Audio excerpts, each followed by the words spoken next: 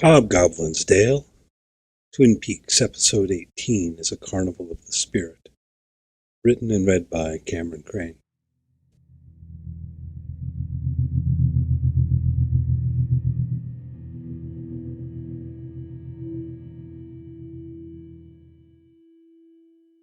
Twin Peaks Episode 18 begins with James bearing down the road on his motorcycle, perhaps mentally rocketing blind into the night, even though he's in the broad light of day. A funky Badalamenti rhythm scores the scene, which will become something of a motif, as vignettes of James's journey out of town form veritable intermezzos to the action that occurs in Twin Peaks itself. He stops at Hideout Wally's, where he meets Evelyn Marsh, and we cannot help but think now of another Wally with another motorcycle. May the road rise up to meet his wheels. James is trying to hide out, but he can't hide from himself.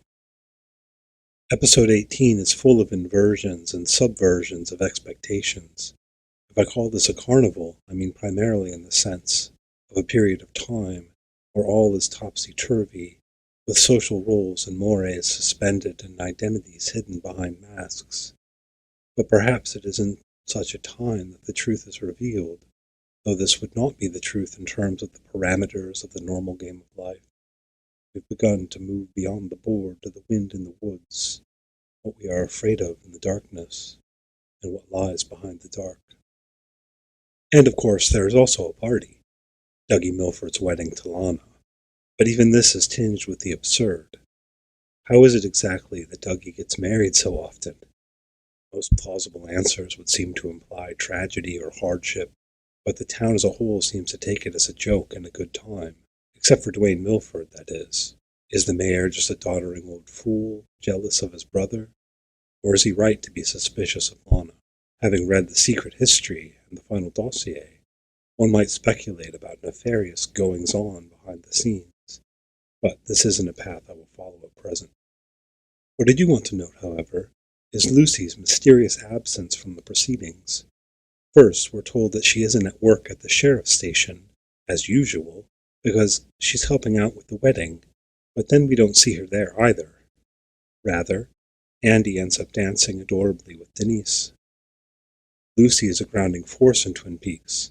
She is so grounded that she will struggle to understand cell phones. Everyday reality is no less strange than the lodge or dreams, even if most people are not attuned to it. Lucy, however, is. It's hard to imagine her in the midst of episode 18. If she were there, she would probably be pointing out how oddly everyone is behaving. The center is absent. Instead, there is a temp on the phone to relay a call for Dale Kruper, and this feeds into the way in which all of episode 18 feels strangely out of orbit.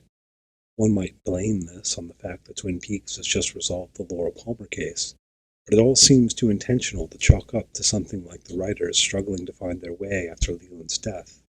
Or, at least, Twin Peaks is self-conscious about all of this, given that the call in question is from Gordon Cole, David Lynch, and there is a large headline about Leland's funeral on the front page of the newspaper that Roger reads while sitting at the Double R, in contrast to the way in which the town has largely seemed to move on.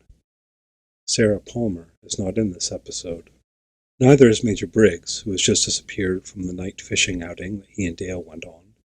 But a conversation with Betty leads to an interesting fascination on Cooper's part with the woods, and we can easily tie this into the way he handles his disciplinary hearing with the FBI, as he tells Roger he knows the moves he is supposed to make, but isn't going to make them. His concerns have grown larger and more metaphysical. This is the episode where Hawk talks about the lodges and gives his famous line about the dweller on the threshold. If you face your shadow self with imperfect courage, it will totally annihilate your soul.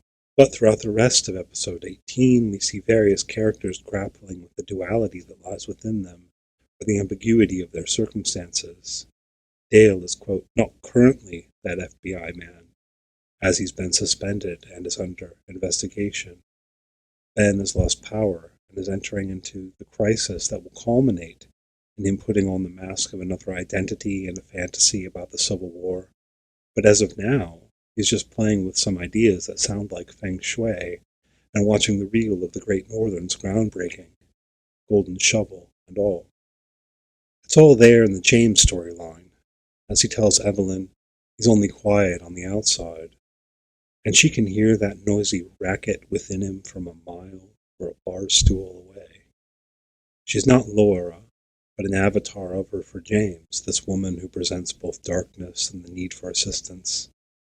Of course, James wants to help because James is cool, but that very coolness, which involves looking past that which really should be a warning sign, like he's pressing the gas as hard as he can to speed through a red light, is what gets him into trouble. And thus he'll enter another situation where he is the other man to a woman whose soul is in peril, and who will turn on him when push comes to shove. What about this, James? It's no wonder that he'll later recede within himself, replaying his fantasy, just you and I, which he knows is a fantasy because his relationships always involve more than two. Sometimes the third is him, sometimes it is a dead girl or her cousin, sometimes it is a lover involved in a plot to frame him. This never undermines the fact that his affection is genuine. His love tends to be hopelessly naive, as when he approaches Renee in the roadhouse in The Return. He doesn't seem to understand the real world, and we see this most vividly in his encounter with Evelyn. Renee cried at his song, and we can imagine what missed opportunity there was between them, or the moment when she chose to push that away. I loved you, James. What about this? James tries to flip the script by leaving Twin Peaks and fleeing from his sweetness, but he's so dumb. He repeats the same mistakes. It's not so much a place as a feeling that he's after, as he rockets blind into the darkness of another woman's soul. Fundamentally, he cares too much. He looks past too much. He's always been too cool. No one ever said being cool correlates with being smart. No one has ever accused Andy of being cool, but neither is he dumb, outward appearances notwithstanding. He is very down to earth in a way that matches Lucy. Unable to view the death of a young girl with any level of detachment, we meet him crying over the corpse of Laura Palmer. Later, he will basically be the one to solve the mystery of the Owl Cave painting. And in The Return, he will be the one chosen to receive a very important message from the firemen. Maybe that's because he doesn't eat meat, or maybe it's because he is open to the mystery wrapped in the banality of existence, which is, for Andy at least, precisely never banal. Regardless, episode 18 sees him on the outs with Lucy, and thus a bit unmoored. Andy is learning that he is a decent guy not for the sake of others, but for himself. He faces and overcomes the impulses of his shadow, deciding not to compete with Dick Tremaine in any kind of malicious way, but to befriend him. And when he sees that Dick is about to deny little Nicky the malted he so desires simply because Lucy isn't available, read, Dick is just trying to use this boy as a prop to earn merit in Lucy's eyes.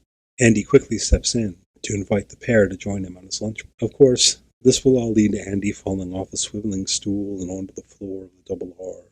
But he takes this in stride, and he will continue to take little Nicky in stride even as he and Dick start to wonder if the boy may be cursed. Here's the series' theme of duality in the form of a child. Is he an angel or a devil? The answer is both, or neither. Rather, little Nicky presents the conflict that lies within each of us, but he cannot hide it.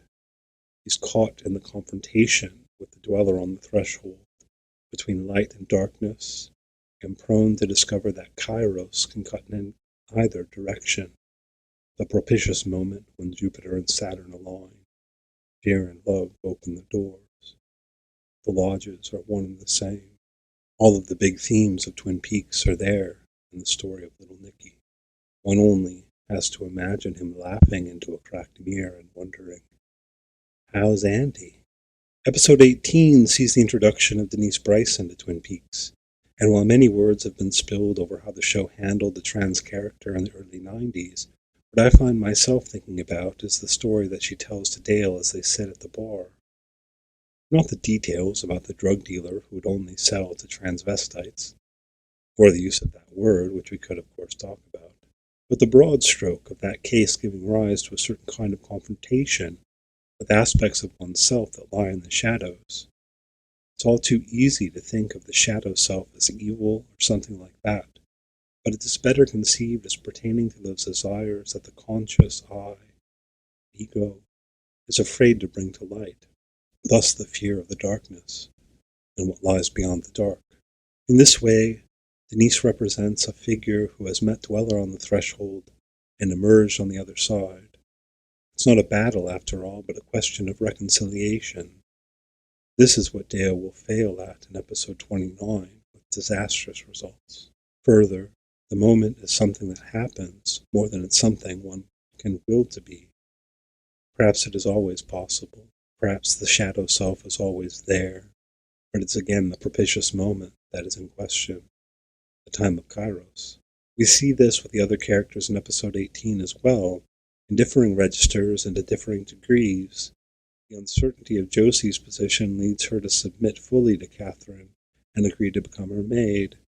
We learn that Andrew Packard is not dead and that, according to him, everything is going to plan. It's hard to see what the plan could be, given all that has happened between his putative death and now. But this just goes to show how episode 18 is presenting everything in a time of upheaval. The old narrative is left behind, but the new one is not yet fully formed.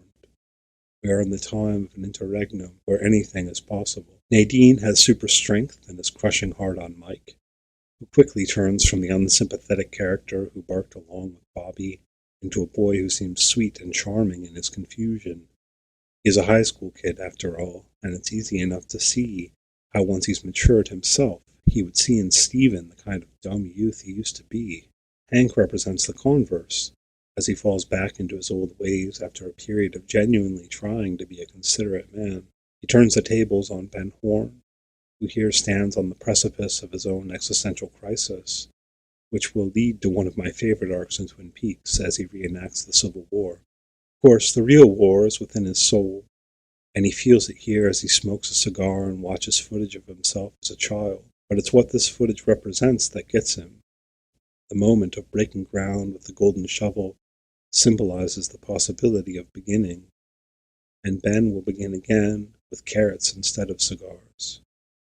For now, he's pondering the possibility of an arrangement of objects in space that will create a perfect resonance. What happens to Ben in the 25 years between this moment and when we see him in the return? He's back to cigars by then, but perhaps he's reconciled with the Dweller on the threshold from the other way around, moving from darkness to light to a balance. And when he hears a tone ringing in the Great Northern, does he perhaps think about the resonance of things? Wyndham Earle's message to Cooper calls him out for his foolish consistency. Emerson reference noted. And of course, at one level, he is referring to their game of correspondence chess, while on another, we might think about the way in which Earle is taunting Dale in terms of their real-life game, which involves some murder. But really, Wyndham is calling Cooper out on his false consistency of self. It's what leads him to separate what he wants from what he needs. And as we will see, this can all too easily be overtaken by that doppelganger self that he seeks to run away from. He'll confront the Dweller on the threshold with imperfect courage, precisely because he lacks the courage to accept the darkness within him. He's like a man trying to escape his own shadow. And so back to James, who rides his motorcycle out of town to hide out Wally's, only to get trapped in the same cycle he sought to escape. Is this not what ultimately happens to Dale Cooper, who, despite all his efforts across space and time, and indeed across realms beyond space and time, finds himself back in front of the Palmer house, disoriented and wondering what year it is? And back to Laura, leaning over to whisper in his ear 25 years after the events of episode 18, and in the dream he had weeks prior in episode 2. Is it future or is it past? All of the action is in between, not in the present, but meanwhile. Thank you for reading this audio article from 25yearslatersite.com. Intro and outro music by Ryan Lynch.